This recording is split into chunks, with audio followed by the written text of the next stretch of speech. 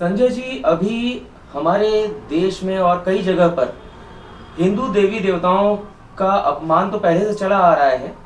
Comedy, मनोरंजन, अलग अलग तरीके से हिंदू देवी देवताओं का अपमान अभी भी बड़े पैमाने पर हो रहा है। अभी आपने तत्काल में देखा होगा, काली नाम से एंटरटेनमेंट के नाम पर एक फूहड़ता परोसने का प्रयास किया गया है, जिसमें माँ को सिगरेट, अब इससे आगे कहने की आवश्यकता नहीं है।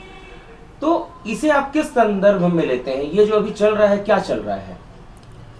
इस देश में एक नैरेटिव सेट किया गया है और इंटरटेनमेंट के नाम पर देवी देवताओं का अपमान आज से नहीं, ये विगत कई सालों से इस देश में इंटरटेनमेंट के नाम पर देवी देवताओं का मजाक उड़ाया जा रहा है। आप देखेंगे कि फ़िदा हुसैन देश के बहुत बड़े कलाकार थे। उन्होंने लक्ष्मी गणेश का नग्न फ़ोटो बनाया था। उसके बाद आप देखेंगे कि मणिशंकर अय्यर ने एक बयान दिया था कि राजा दशरथ के 10,000 महल थे और किस कमरे में राम जी का जन्म हुआ था, ये सवाल कुछ लोगों ने खड़ा किया था। और आप पूरे इसको देखेंगे, फिल्म इंडस्ट्री में एक तरह से एक समाज हावी है जो हमेशा से देवी देवताओं के साथ हमेशा इंटरटेनमेंट के नाम पर खिलवाड़ किया जाता रहा है। और वो एक विशेष वर्ग, आपको भी पता होगा, एक विशेष वर्ग उस फिल्म इंडस्ट्रीज में हावी है और जिसका नतीजा है कि हमेशा से, कभी आप देखेंगे पीके फिल्म एक बनी थी जिसमें आमिर खान उसमें एक प्ले रोल किए थे और एलियन शंकर भगवान को भगा रहे हैं, शंकर भगवान एलियन के डर से भाग रहे हैं। तो इस तरह का बहुत सारे चीज़ हैं जिसको आज आप देखेंगे कि देवी देवताओं को के साथ मजाक किया जा रहा है। और ये एक, हम कहेंगे कि एक देश में एक इस तरह का एक नैरेटिव सेट किया गया है। तो अभी हाल में कुछ समय पहले भाजपा की नेता रह चुकी और प्रवक्ता रह चुकी नुपुर शर्मा के एक बयान पर विवाद हुआ था। उनका गला काटने की धमकी दी जा रही थी, उनके साथ गलत करने की धमकी दी जा रही थी। इस पर बहुत पूरा देश उबल चुका था। तो उसमें मैं ये नहीं कह रहा कि किसी का भी अपमान करो, नुपुर शर्मा ने गलत कहा, सही कहा, इस विषय पर मैं नहीं जा रहा।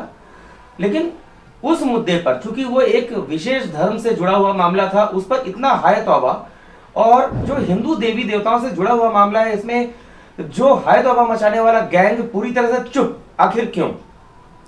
यही तो इस देश का दुर्भाग्य है। हिंदू अगर अपने धर्म के बारे में अगर आवाज़ उठाता है तो हम सांप्रदायिक कहलाते हैं।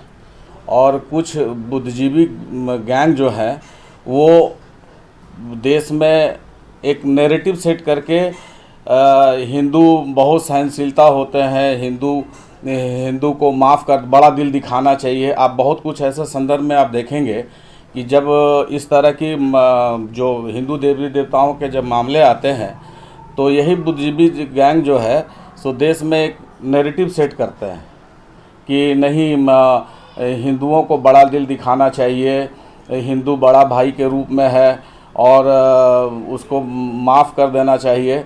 लेकिन यही अगर आप दूसरे धर्म के बारे में अगर किसी भी तरह का अगर आप थोड़ा सा भी अगर ये करते हैं तो उसका गला काटने का फरमान जारी हो जाता है। आप देखें, अभी नुपुर शर्मा का एक स्टेटस लगाया था और उसके चलते इतनी कट्टरता उसके अंदर में थी कि उसका गला काट दिया गया।